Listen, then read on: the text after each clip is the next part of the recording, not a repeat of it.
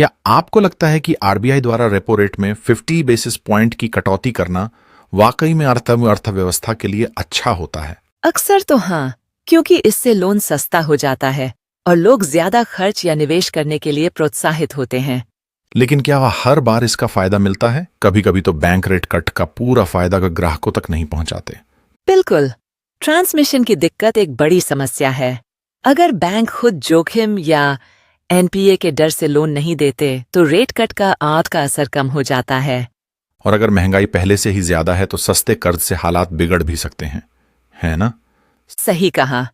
Repo rate घटाने से inflation बढ़ने का खतरा रहता है, खासकर जब सप्लाई साइड दिक्कतें पहले से हों।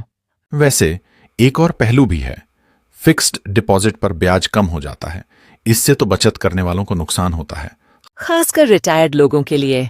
हालांकि कंपनियों के लिए निवेश करना सस्ता हो जाता है, जिससे नई नौकरियां भी बन सकती हैं। क्या आपने कभी नोटिस किया है कि रेट कट के बाद शेयर्स या रियल एस्टेट के दाम अचानक तेजी से बढ़ जाते हैं? हाँ, क्योंकि बैंक डिपॉजिट पर रिटर्न कम मिल रहा है, लोग निवेश के नए विकल्प ढूंढते हैं। इससे बबल बनने का खतरा भी रहता है।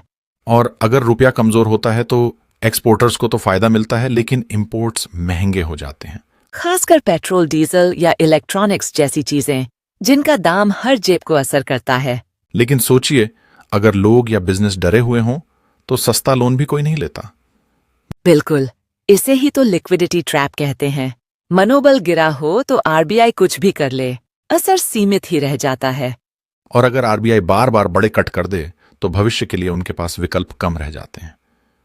हाँ, जैसे डॉक्टर अगर सारा इलाज एक ही बार में दे दे तो आगे के लिए कुछ नहीं बचता। तो आखिर में आप क्या मानते हैं, क्या 50 बीपीएस कट सही दवा है?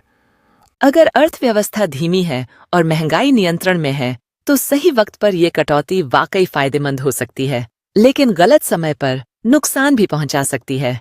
तो दोस्तों, क्या आपको लगता है कि आसान कर्ज वाकई विकास ला सकता है या इससे सिर्फ समस्याएं बढ़ती हैं? सोचना तो पड़ेगा। So if you learn to earn, then join our group, Wish 100 Crore.